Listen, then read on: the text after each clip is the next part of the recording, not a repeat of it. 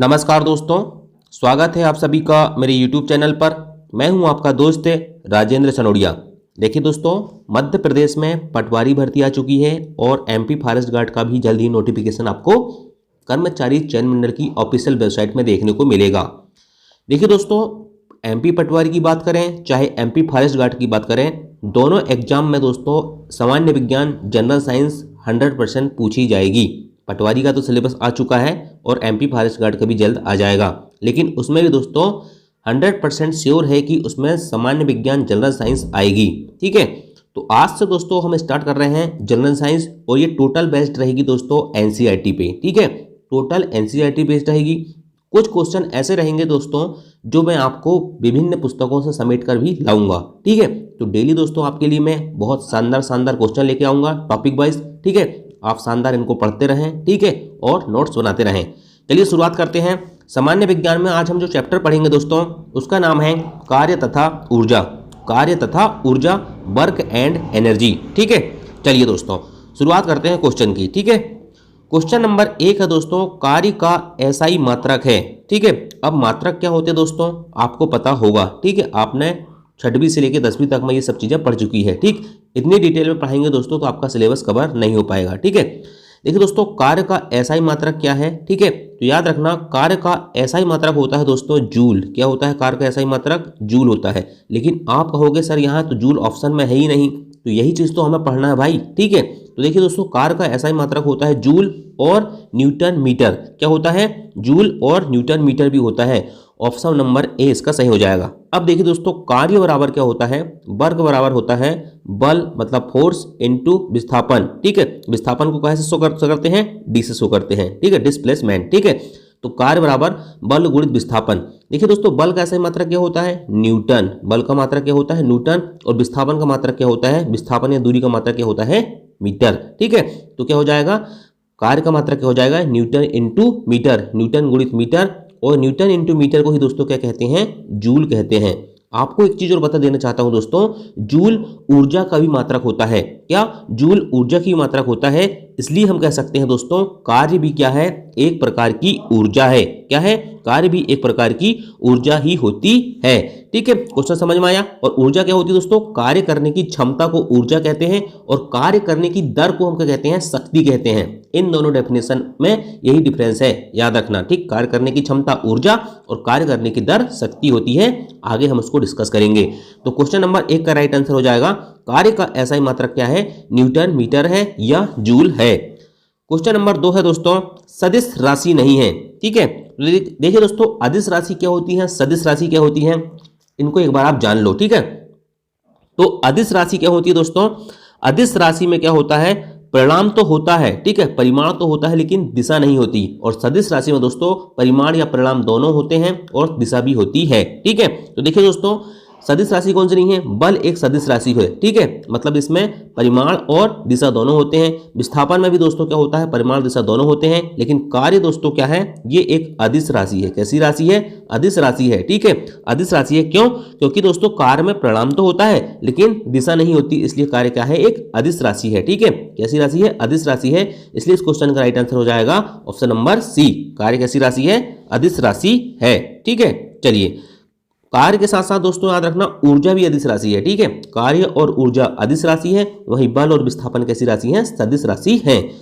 अब दोस्तों न्यूमेरिकल, देखिए दोस्तों MP फॉरेस्ट गार्ड के ओल्ड क्वेश्चन पेपर उठा के देखना, उसमें न्यूमेरिकल आते हैं। ठीक है, आप ये गलती में मत रहना कि न्यूमेरिकल नहीं आते हैं। ठीक, न्यूमेरिकल आएंगे, 100% आएंगे। ठीक है, और MP पटवारी में तो दोस्तों 200% आएंगे। ठीक है, मैं क्या कह रहा हूँ? 200% आएंगे। जब MP फॉरेस्ट गार्ड का पेपर में दोस्तों जो 10th लेवल का पेपर है उसमें आते हैं, तो MP पटवारी में न्यूमेरिकल ना ऐसा हो ही नहीं सकता। ठीक है, कम से कम दोस्तों आपको 2 से 3 न्यूमेरिकल देखने को मिलेंगे। ठीक, एक व्यक्ति 100 न्यूटन बल लगाकर एक पत्थर को 3 मीटर तक विस्थापित करता है। बहुत इजी रहते हैं दोस्तों, एक बार आप कॉन्सेप्ट समझ लोगे, ठीक, जीवन भर नहीं भूलोगे। ठीक है, एक व्यक्ति 100 न्यूटन बल लगाता है और पत्थर को 3 मीटर तक विस्थापित करता है, तो उसके द्वारा किया गया कार्य कितना होगा? देखिए दोस्तों कार्य मतलब वर्क, W से शो करते हैं। क्या होता है? बल मतलब फोर्स इनटू डिस्प्लेसमेंट मतलब क्या होता है? विस्थापन। कार्य बराबर क्या होता है? बल गुणित विस्थापन। बल कितना है दोस्तों? 100 न्यूटन है। ठीक है, 100 है। विस्थापन कितना है? 3 मीटर है। ठीक, तो कार्य कितना हो जाएगा? 300, और कार्य का मात्रक क्या होता है? कार्य का मात्रक होता है जूल। ठीक है, तो याद रखना दोस्तों, क्या हो गया, कितना जूल हो जाएगा, 300 जूल। ऑप्शन नंबर सी हो जाएगा। देखिए वर्क बराबर W बराबर क्या होता है, फोर्स इनटू डिस्प्लेसमेंट, बल गुणित विस्थापन। बल कितना है, 100 न्यूटन। ठीक है, और विस्थापन कितना दिया हुआ, 3 मीटर। इन दोनों को गुणा कर दो, 300, और कार्य का मात्रक जूल होता है, तो 300 जूल। ठीक, राइट आंसर हो गया। चलिए क्वेश्चन नंबर 4 है दोस्तों, एक लड़का एक टेबल को 20 न्यूटन बल लगाकर हिला भी नहीं पाता और थक जाता है, उसके द्वारा किया गया कार्य कितना होगा। देखिए दोस्तों, एक चीज आपको बता देना चाहता हूं, ठीक है, जब कोई भी कार्य हो, क्या कोई भी कार्य हो और वहां पर किसी भी प्रकार का कोई काम ना हो, ठीक, क्या हो रहा है यहाँ पर, देखिए टेबल, बल तो लगाता है लड़का टेबल में, लेकिन क्या हो रहा है, टेबल जो है दोस्तों हिला भी नहीं पाता है और थक जाता है, मतलब कोई कार्य नहीं होता। जब भी दोस्तों याद रखना कोई भी कार्य ना हो तो वहां पर कैसा कार्य होगा, वो कार्य शून्य माना जाता है। ठीक है, फिजिक्स में दोस्तों उस कार्य को शून्य माना जाता है। ठीक है, आप दैनिक जीवन में मानोगे कि मेहनत किया है, लेकिन फिजिक्स में उसमें शून्य माना जाता है, इसलिए इसका आंसर हो जाएगा दोस्तों इनमें से कोई नहीं, किया गया कार्य कितना हो जाएगा, यहाँ पर शून्य हो जाएगा। ठीक है, देखिए दोस्तों, कार्य बराबर क्या होता है, W बराबर, वर्क बराबर क्या होता है, बल मतलब फोर्स गुणित डिस्प्लेसमेंट मतलब विस्थापन। अब देखिए बल तो लगा दिया 20 न्यूटन का, लेकिन डिस्प्लेसमेंट कितना हुआ, कुछ भी नहीं हुआ ना, मतलब कहीं विस्थापन थोड़ा सा भी नहीं खिसका, पत्थर। ठीक है, मतलब पत्थर या टेबल, तो यहाँ पर 0 हो जाएगा, और ये 0 तो दोस्तों कार्य कितना हो जाएगा, 0 हो जाएगा कि नहीं। ठीक, समझ गए। चलिए नेक्स्ट क्वेश्चन देखते हैं, ऊर्जा का मात्रक क्या है। तो मैंने बताया था दोस्तों स्टार्ट में ही, ऊर्जा का मात्रक क्या होता है, जूल। ठीक है, और कार्य करने की क्षमता, ठीक है, क्षमता याद रखना दोस्तों, कार्य करने की क्षमता को ऊर्जा कहते हैं, और कार्य का मात्रक भी जूल होता है और ऊर्जा का मात्रक भी जूल होता है, या newton into metre, newton into metre होता है। ठीक, नेक्स्ट क्वेश्चन देखते हैं, शक्ति का मात्रक क्या होता है। देखिए दोस्तों, कार्य करने की क्षमता को ऊर्जा कहते हैं, लेकिन कार्य करने की दर, क्या कार्य करने की दर, ठीक है, कार्य करने की दर मतलब उसे क्या कहते हैं, शक्ति कहते हैं। और दोस्तों शक्ति बराबर होता है, याद रखना, शक्ति बराबर होता है, शक्ति को P से डिनोट कर सकते हैं, पावर बराबर, शक्ति बराबर क्या होता है, कार्य बटे समय। ठीक है, कार्य बटे समय, शक्ति बराबर क्या होता है, पावर बराबर कार्य बटे समय होता है। और कार्य का मात्रक क्या होता है दोस्तों, जूल होता है, और समय का मात्रक क्या होता है, सेकंड। तो जूल प्रति सेकंड किसका मात्रक हो जाएगा, शक्ति का मात्रक हो जाएगा। क्या हो जाएगा, जूल प्रति सेकेंड। ठीक है, देखिए दोस्तों, आपने सुना होगा शक्ति का मात्रक वाट भी होता है, क्या होता है, वाट। ठीक है, लेकिन जूल प्रति सेकंड जो है दोस्तों, इसे ही क्या कहा जाता है, वाट कहा जाता है। ठीक, आपने सुना होगा दोस्तों अश्व शक्ति या हॉर्स पावर का नाम भी सुना होगा, तो याद रखना अश्व शक्ति भी शक्ति का मात्रक होता है, और एक अश्व शक्ति बराबर दोस्तों कितने वाट होते हैं, तो याद रखना एक अश्व शक्ति बराबर होते हैं 746 वाट होते हैं। एक अश्व शक्ति या एक हॉर्स पावर में 746 वाट होते हैं। और मात्रक कौन से है दोस्तों, तो किलो वाट भी हो सकता है, वाट भी हो सकता है, और जूल प्रति सेकंड भी किसके मात्रक है, तो ये सब शक्ति के मात्रक हैं। क्वेश्चन नंबर 7 देखते हैं, ऊर्जा का मात्रक है। देखिए दोस्तों, ऊर्जा का मात्रक मैंने अभी आपको क्या बताया था, ऊर्जा का मात्रक बताया था आपको मैंने जूल। ठीक है, क्या बताया था, जूल बताया था। ठीक है, इसके अलावा क्या बताया था, जूल। क्वेश्चन क्या, देखिए क्वेश्चन पूछ रहा है ऊर्जा का मात्रक है, कार्य और ऊर्जा का मात्रक क्या होते हैं, जूल होते हैं। ठीक है, अब यहाँ जूल ऑप्शन में है ही नहीं भाई। ठीक है, जूल प्रति सेकंड ये तो हो ही नहीं सकता, जूल प्रति मीटर ये भी नहीं हो सकता, न्यूटन इंटू मीटर मैंने बताया था स्टार्ट में, न्यूटन मीटर को क्या कहते हैं, जूल कहते हैं। ठीक, तो न्यूटन मीटर का हो जाएगा, इसका राइट आंसर हो जाएगा। क्वेश्चन नंबर 8 है, अधिकतम कार्य के लिए बल तथा विस्थापन के बीच कितना कोण होना चाहिए। ये क्वेश्चन दोस्तों बहुत इंपॉर्टेंट क्वेश्चन है, और इस टाइप आप मात्रा, राशि, मासी ये सब पढ़ते हैं, लेकिन इस टाइप के छोटे छोटे फैक्ट छोड़ के जाते हैं, और यही सब क्वेश्चन वहां आपको देखने के मिलेंगे, और यही क्वेश्चन आपके सिलेक्शन का आधार बनेंगे। ठीक है, आप साइंस को हल्के में मत लेना। ठीक है, आप साइंस को बिल्कुल भी हल्के में मत लेना, ये सामान्य प्रबंधन से भी टफ सब्जेक्ट पढ़ने वाला है। ठीक है, तो देखिए दोस्तों, और एक चीज और बता देना चाहता हूं, इस बात की कोई गारंटी नहीं है दोस्तों कि सामान्य प्रबंधन पटवारी में 25 नंबर के ही क्वेश्चन आएंगे। कहीं ये नहीं लिखा है कि हर सेक्शन से 25 नंबर आएगा, और उसमें दोस्तों जीएस और रीजनिंग ये दोनों इंक्लूड है। ठीक है, और कंप्यूटर भी, मतलब पार्ट 1 में पटवारी पेपर की बात कर रहा हूँ, तो वहाँ सामान्य प्रबंधन के 5-10 क्वेश्चन भी आ जाए, तो ये भी हो सकता है, 25 भी आ सकते हैं। ठीक है, इसलिए भरोसे मत रहना। ठीक, तो आपको दोस्तों साइंस में मेहनत करना, और साइंस में अच्छे खासे क्वेश्चन आपको देखने को मिलेंगे। ठीक है, तो अधिकतम कार्य करने के लिए बल तथा विस्थापन के बीच कितना कोण होना चाहिए। देखिए सबसे पहले दोस्तों, कार्य वर्क बराबर क्या होता है, फोर्स इनटू क्या होता है, डिस्प्लेसमेंट होता है। ठीक है, फोर्स इनटू डिस्प्लेसमेंट, कार्य बराबर बल गुणित विस्थापन होता है। ठीक है, देखिए दोस्तों एक फार्मूला पढ़े होंगे आपने, W बराबर होता है F इंटू एस। ठीक है, F into S cos theta. ठीक, ये फार्मूला होता है दोस्तों, याद रखना, F S cos theta formula होता है। बल, विस्थापन और ये कॉस थीटा क्या होता है वहाँ पर छुपा हुआ रहता है, दिखता नहीं है। ठीक है, तो वो क्या होता है, प्रैक्टिकली रूप से आता है। ठीक, तो देखिए दोस्तों, इस फार्मूला में क्या होगा, वो पूछा अधिकतम कार्य के लिए बल तथा विस्थापन के बीच कितना कोण होना चाहिए। ठीक, तो अधिकतम कार्य कब होगा दोस्तों, जैसे मान के चलिए ये कोई वस्तु है, ठीक है, इधर से हमने बल लगाए दोस्तों, तो ये इधर सरकेगी तो ये अधिकतम कार्य होगा। ठीक है, किधर सरकेगी, इधर से काम लगाएंगे दोस्तों, तो इधर सरकेगी तो कितना काम होगा, अधिकतम कार्य होगा। ठीक है, तो इनके और इनके बीच में कितना अंश का कोण हो जाएगा दोस्तों, 0 अंश का कोण हो जाएगा। कितने अंश का कोण हो जाएगा, 0 अंश का कोण हो जाएगा। ठीक है, तो याद रखना अधिकतम कार्य के लिए कितना कोण होना चाहिए, 0 अंश होना चाहिए। इसके बाद दोस्तों, बल द्वारा किसी वस्तु के विस्थापन में किया गया कार्य शून्य होता है यदि बल की दिशा व वस्तु के विस्थापन की दिशा के बीच कोण हो। ठीक है, तो याद रखना दोस्तों, इसका राइट आंसर कितना हो जाएगा, 90 अंश हो जाएगा। कैसे, मान के चलिए दोस्तों, आपने ये लगाए, ठीक है, ये कोई वस्तु है, यहाँ बल लगाए, ठीक है, और विस्थापन कुछ भी नहीं हुआ। ठीक है, विस्थापन कुछ भी नहीं हुआ। ठीक है, तो यहाँ पर विस्थापन तो कुछ भी नहीं हुआ, तो कितने अंश का कोण बन जाएगा, ये बन जाएगा आपका 90 डिग्री का कोण। कितने डिग्री का कोण, 90 डिग्री का कोण बनेगा, और वहाँ कुछ भी विस्थापन नहीं होगा। ठीक है, तो कार्य कैसे हो जाएगा यहाँ पर दोस्तों, कार्य हो जाएगा शून्य। क्या हो जाएगा, कार्य शून्य हो जाएगा। चलिए, तो आंसर क्या हो जाएगा, 90 डिग्री। ठीक, क्यों, कॉस 90 की वैल्यू कितनी होती है, साइन 0 0, साइन 90 1, तो कॉस 90 कितने हो जाएगा, 0, और 0 होगा तो सब 0 हो जाएगा। ठीक है, चलिए नेक्स्ट क्वेश्चन देखते हैं, क्वेश्चन नंबर 10।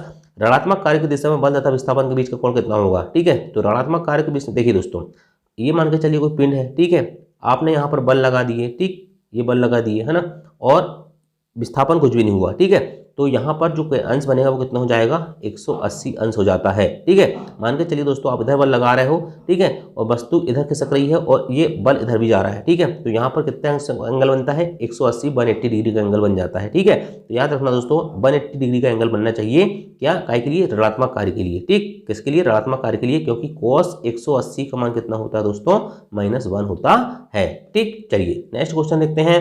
1 किलोवाट घंटा में होते हैं, बहुत इंपॉर्टेंट क्वेश्चन है दोस्तों, 1 किलोवाट घंटा में होते हैं, कितने होते हैं 1 किलोवाट घंटा में, तो याद रखना दोस्तों, 1 किलोवाट घंटा में होते हैं 3.6 × 10⁶। ठीक है, 10⁶ जूल है। ठीक है, याद रख लेना इसको, 3.6 × 10⁶ जूल होते हैं 1 किलोवाट घंटा में।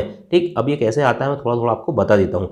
शक्ति बराबर क्या होता है, कार्य बटे समय होता है। ठीक है, मात्रा क्या होता है शक्ति का, जूल प्रति सेकंड। ठीक, या जिसे हम वाट भी कहते हैं। ठीक है, और कार्य करने की दर शक्ति और कार्य करने की क्षमता ऊर्जा कहलाती है। देखिए दोस्तों, 1 वाट बराबर क्या होता है, 1 वाट की बात करते हैं, 1 वाट बराबर होता है 1 जूल प्रति 1 सेकंड होता है। ठीक है, होता है। अब 10 वाट बराबर कितना हो जाएगा, तो 10 वाट बराबर हो जाएगा दोस्तों 10 जूल बटे सेकंड। ठीक है, अब 10 वाट ले लिया हमने। अब इसके बाद दोस्तों मान के चलिए 1000 वाट लेना है हमको, 1000 वाट लेंगे तभी तो ये किलोवाट हो जाएगा ना। 1000 वाट में कितना हो जाएगा, 1000 जूल बटे सेकंड। ठीक है, अब देखिए दोस्तों, यहाँ पर क्या होगा, 1000 गुणित, ठीक है, 60 × 60। ठीक है, क्या हो जाएगा, 1000 × 60 × 60 बटे कितना हो जाएगा आपका 5। ठीक है, 5 हो जाएगा। ठीक, कट जाएगा दोस्तों, तो ये आंसर आ जाएगा आपका 3.6 × 10⁶ जूल आता है। ठीक है, आप इसको याद कर लेना। देखिए दोस्तों, स्क्रीन छोटी है इसलिए पूरा आपको क्लियर नहीं बता पाया मैं, लेकिन आगे बताऊंगा। ठीक है, चलिए, एक पिंड का वेग उसके प्रारंभिक वेग से 3 गुणा करने पर उसकी गतिज ऊर्जा हो जाएगी।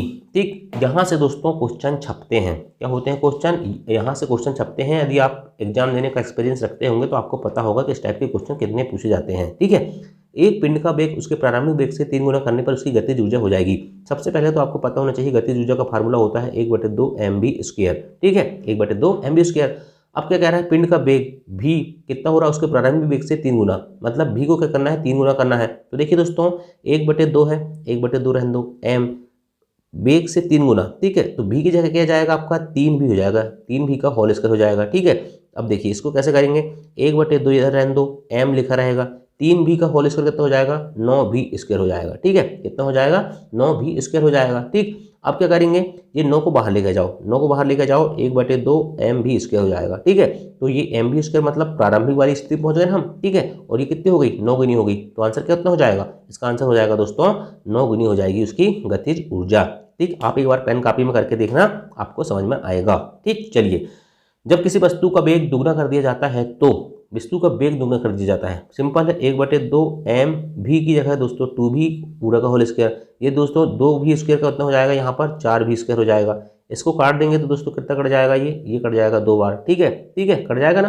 तो क्या कितना बचेगा, 4 × 1/2 mv² हो जाएगा। ठीक, तो उसकी गतिज ऊर्जा कितनी हो जाएगी, 4 गुना हो जाती है। कितनी हो जाती है, 4 गुना हो जाती है। ठीक, देखिए एक बार और बता देता हूँ, 1/2 m, ठीक है, 2v का स्क्वायर करे, 1/2 m, 2v का स्क्वायर कितना हो जाएगा, 4v²। ठीक है, 4v²। ये 1/2 m और v² को उधर ले चलो और 4 को बाहर ले आओ, तो ये प्रारंभिक के 4 गुना हो गई। समझ गए, तो 4 गुना हो जाएगी। ठीक, चलिए आप 6 गुना 8 गुना कुछ भी रख के सब देख लेना। पवन ऊर्जा कैसी ऊर्जा है, तो याद रखना पवन ऊर्जा दोस्तों गतिज ऊर्जा है। उसमें कौन सी ऊर्जा होती है, गतिज ऊर्जा होती है। नेक्स्ट क्वेश्चन देखते हैं दोस्तों, यदि किसी पिंड का वेग संवेग दुगना कर दिया जाए तो उसकी गतिज ऊर्जा हो जाएगी।